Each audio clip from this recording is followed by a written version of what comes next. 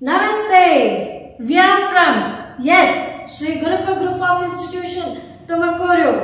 Myself, ನಿಮ್ಗೆ already ಗೊತ್ತಿದೆ, ಹೊಸದಾಗಿ ಪರಿಚಯ ಏನು ಮಾಡ್ಕೊಳ್ಳೋದು ಬೇಕಿಲ್ಲ. ಹೇಗಿದೆ ಎಕ್ಸಾಮ್ ಪ್ರಿಪರೇಷನ್ಸ್? ಓಕೆ, ಸುಮಾರು ಜನ ಆಲ್ರೆಡಿ ಕ್ವಶನ್ ಪೇಪರ್ಗಳನ್ನ ತರಿಸ್ಕೊಂಡಿದ್ದೀರಾ, ಆನ್ಸರ್ ಬುಕ್ಲೆಟ್ಸ್ಗಳನ್ನ PDF ತರಿಸ್ಕೊಂಡಿದ್ದೀರಾ. So hope you are practising well, ಹೌದಲ್ಲ? So today I am going to teach you Kannada. ಏನಪ್ಪ ಇದು, ಕ್ಲಾಸಲ್ಲೂ ಕನ್ನಡ ಕಲ್ತಿದ್ದೀವಿ, ಇಲ್ಲೂ ಕಲಿಬೇಕು ಅಂತ ಯೋಚನೆ ಮಾಡ್ತಿದ್ದೀರಾ? Don't worry, I want teach you lessons. Just one tricks. ಏನಕ್ಕೆ? ಕನ್ನಡ ಫುಲ್ ಪೋರ್ಷನ್ಸ್ ನಿಮಗೆ ಗೊತ್ತಿದೆ, ಕಥೆಗಳು ಗೊತ್ತಿದೆ, ಪ್ರತಿಯೊಂದು ಪದ್ಯದ್ದು, ಲೆಸನ್ದು ಎಲ್ಲ ಸ್ಟೋರಿ ಗೊತ್ತಿದೆ. ಆದ್ರೆ ಪೇಪರ್ಗಳು ಬರಿಬೇಕಾದ್ರೆ ಮಾತ್ರ ಆನ್ಸರ್ ಅಲ್ಲಿ ಮಾರ್ಕ್ಸ್ ಹೋಗ್ತಾ ಇದೆ, ಹೌದಲ್ಲ? ಏನಕ್ಕೆ ಹೋಗ್ತಾ ಇದೆ?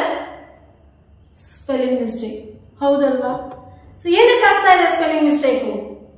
ಯಾಕೆ ಅಂತಂದ್ರೆ ನಮಗೆ ಗುಣಿತಾಕ್ಷರ ಚಿಹ್ನೆಗಳ ಸ್ವಲ್ಪ ನಾಲೆಡ್ಜ್ ಇಲ್ಲ ಅಂತ ಅಂದ್ರೆ ಖಂಡಿತ ಸ್ಪೆಲ್ಲಿಂಗ್ ಮಿಸ್ಟೇಕ್ ಆಗುತ್ತೆ. ಒಂದು. ಎರಡನೇದು, ಭಾಷೆ ಬಗ್ಗೆ ನಮಗೆ ಕಾನ್ಫಿಡೆನ್ಸ್ ಇಲ್ಲದೆ ಇದ್ದಾಗ. ಆ ಕಾನ್ಫಿಡೆನ್ಸ್ ಇರಬೇಕು ನಮಗೆ ಭಾಷೆಯನ್ನ ಬರಿಬೇಕಾದ್ರೆ ಅಂತಂದ್ರೆ ನಮಗೆ ಬೇಕಾಗಿರ್ತಕ್ಕಂಥದ್ದು ಗುಣಿತಾಕ್ಷರ ಚಿಹ್ನೆಗಳು. ಏನ್ ಮೇಡಮ್ ನೀವು 10th ಸ್ಟ್ಯಾಂಡರ್ಡ್ ಅಲ್ಲಿ ಇದೀವಿ ನಾವು ಆಲ್ರೆಡಿ, ಇವಾಗ ಬಂದ್ಬಿಟ್ಟು ಗುಣಿತಾಕ್ಷರ ಚಿಹ್ನೆಗಳನ್ನ ಪ್ರಾಕ್ಟೀಸ್ ಮಾಡಿ ಅಂತ ಹೇಳ್ತಾ ಇದ್ದೀರಾ? No, I never tell. Practice ಮಾಡಿ, ದಿನ ಪ್ರಾಕ್ಟೀಸ್ ಮಾಡಿ, ಹೇಳೋದೇ ಇಲ್ಲ ಕಾಗುಣಿತ ಬರೀರಿ, ಖಂಡಿತ ಹೇಳಲ್ಲ. ಆದ್ರೆ you need to follow 5 days tips. ಏನು 5 days? ಏನ್ ಮಾಡಬೇಕು? ಹೌದು, ಈಗ ಆಲ್ರೆಡಿ ನಿಮ್ಗೆ ಗುಣಿತಾಕ್ಷರ ಚಿಹ್ನೆಗಳು ಗೊತ್ತಿದೆ, ಹೌದಲ್ವಾ? ಸೊ ಅದನ್ನ ರ್ಯಾಂಡಮ್ ಆಗಿ ಒಂದು 5 ಸತಿ ಬರೀರಿ. 3 times ಬರೀತೀರಾ, 5 days ಬರೀರಿ. 5 times ಬರೀತೀರಾ, 3 days ಬರೀರಿ. ಸೊ ಫಾರ್ ಎಕ್ಸಾಂಪಲ್, ಯಾವ ರೀತಿ ರ್ಯಾಂಡಮ್ ಆಗಿ ಬರೆಯೋದು? ಆ ಇಂದ ಆಹಾವರೆಗೆ ಕೊಟ್ರೆ ಕರೆಕ್ಟ್ ಆಗಿ ಬರೀತೀನಿ ಮೇಡಮ್ ನಾನು, ಆದ್ರೂ ನಂಗೆ ಸ್ಪೆಲ್ಲಿಂಗ್ ಮಿಸ್ಟೇಕ್ ಆಗ್ತಾ ಇದೆ ಅಂತ ಯೋಚನೆ ಮಾಡ್ತಾ ಇದ್ದೀರಾ ಅನ್ಸುತ್ತೆ. ಹಂಗಲ್ಲ, ಅದು ರ್ಯಾಂಡಮ್ ಆಗಿ ನಿಮ್ ತಲೆಯಲ್ಲಿರ್ಬೇಕು. ಐ ಅಂದ್ರೆ ಇದೇ ಗುಣಿತಾಕ್ಷರ ಚಿಹ್ನೆ ಬರಬೇಕು, ಓ ಅಂದ್ರೆ ಇದೇ ಚಿಹ್ನೆ ಬರಬೇಕು, ಅವು ಅಂದ್ರೆ ಇದೇ ಚಿಹ್ನೆ ಬರಬೇಕು ಅಂತ ಹೇಳಿ. ಆಗ ನಿಮ್ಗೆ ಸ್ಪೆಲ್ಲಿಂಗ್ ಮಿಸ್ಟೇಕ್ ಆಗ್ಲಿಕ್ಕೆ ಸಾಧ್ಯನೇ ಇಲ್ಲ. ಹೆಂಗಾಗತ್ತೆ? ಕರೆಕ್ಟ್ ಆಗಿ ನಾವು ಪರ್ಫೆಕ್ಟ್ ಆಗಿದ್ದೀವಿ, ನಮಗೆ ಗೊತ್ತಿದೆ ಅಂತ ಅಂದಾಗ ಸಾಧ್ಯನೇ ಇಲ್ಲ. ಯಾವ ರೀತಿ ರ್ಯಾಂಡಮ್ ಆಗಿ ಪ್ರಾಕ್ಟೀಸ್ ಮಾಡಬೇಕು? ಸಿ ಐ ಅಂತ ಬರೀತೀರಾ?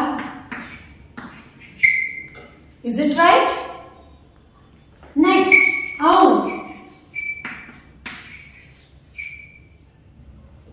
Next, ru.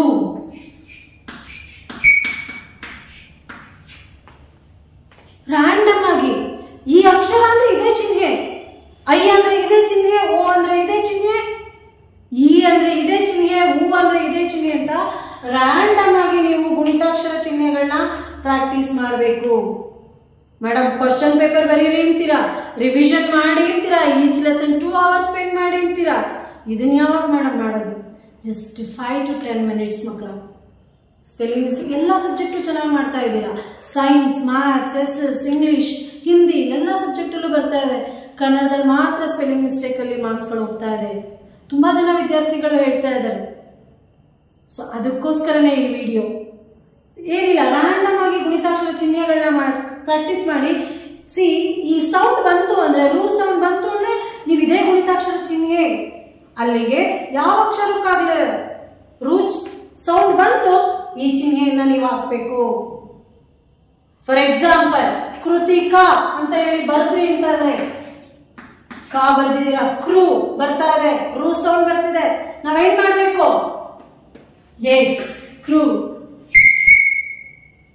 ತಿ, ಈ ಸೌಂಡ್ ಬರ್ತಾ ಇದೆ, ಈ ಗುಣಿತಾಕ್ಷರ ಚಿಹ್ನೆ ಯಾವುದು? ಎಸ್, ಕಾಣಿಸ್ತಾ ಇದಲ್ಲ, ಈ. ಕ, ಎಸ್, ಆ ಸೌಂಡ್. ಎಷ್ಟು ಈಸಿ ಅಲ್ವಾ? ರ್ಯಾಂಡಮ್ ಆಗಿ ನೀವು ಗುಣಿತಾಕ್ಷರ ಚಿಹ್ನೆಗಳನ್ನ ಡೈಲಿ 5 times ಪ್ರಾಕ್ಟೀಸ್ ಮಾಡಿ, ಅಥವಾ 3 times 5 days ಪ್ರಾಕ್ಟೀಸ್ ಮಾಡಿ. 6th and 7th day ಅದನ್ನ ಅಕ್ಷರಗಳಿಗೆ ಅಪ್ಲೈ ಮಾಡ್ತಾ ಹೋಗಿ. ಯಾವ ರೀತಿ ಅಕ್ಷರಗಳಿಗೆ ಅಪ್ಲೈ ಮಾಡೋದು? ರ್ಯಾಂಡಮ್ ಆಗಿ ಬರೀರಿ, ಯಾವ್ದಾದ್ರೆ ಹೆಸರುಗಳನ್ನ ತಗೊಳ್ಳಿ, ಬೇಡ ಅಕ್ಷರಗಳನ್ನೇ ತಗೊಳ್ತಾ ಹೋಗಿ. ರು, ಎಸ್, ಎಸ್.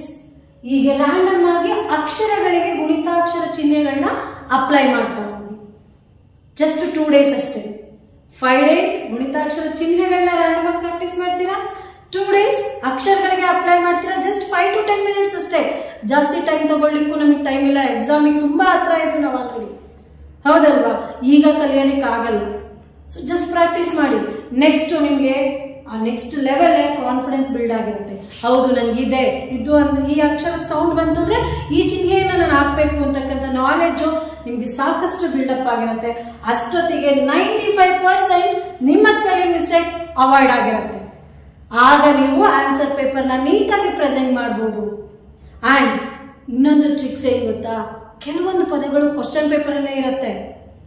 ಸ್ಥಳ ಆಗಿರ್ಬೋದು, ಸಂಬಂಧಿಸಿದ ಆಗಿರ್ಬೋದು, ಕವಿಗಳ ಹೆಸರಾಗಿರ್ಬೋದು, ಲೆಸನ್ ಹೆಸರುಗಳಾಗಿರ್ಬೋದು, ಕೆಲವೊಂದು ಸಲ ಅಲಂಕಾರ ಅನ್ನೋ ಪದ ಆಗಿರ್ಬೋದು, ಸಂದರ್ಭ ಅನ್ನೋ ಪದ ಆಗಿರ್ಬೋದು, ಆಯ್ಕೆ ಅನ್ನೋ ಪದ ಆಗಿರ್ಬೋದು, ಸ್ವಾರಸ್ಯ ಅನ್ನೋ ಪದ ಆಗಿರ್ಬೋದು, ಗದ್ಯ ಭಾಗ ಅನ್ನೋ ಪದ ಆಗಿರ್ಬೋದು, ಪದ್ಯ ಭಾಗ ಅನ್ನೋ ಪದ ಆಗಿರ್ಬೋದು. ಇವೆಲ್ಲವೂ ನಿಮಗೆ ಕ್ವಶನ್ ಪೇಪರಲ್ಲೇ ಸಿಗ್ತಾ ಹೋಗುತ್ತೆ. ಅವುಗಳನ್ನೇನು ನೀವು ಪ್ರಾಕ್ಟೀಸ್ ಮಾಡೋದೇ ಬೇಕಿಲ್ಲ. ಜಸ್ಟ್ ಗುಣಿತಾಕ್ಷರ ಚಿಹ್ನೆಗಳನ್ನ ಪ್ರಾಕ್ಟೀಸ್ ಮಾಡಿ, ಅದಾದ್ಮೇಲೆ ರ್ಯಾಂಡಮ್ ಆಗಿ ಅಕ್ಷರಗಳನ್ನ ಅದನ್ನ ಅಪ್ಲೈ ಮಾಡ್ತಾ ಹೋಗಿ.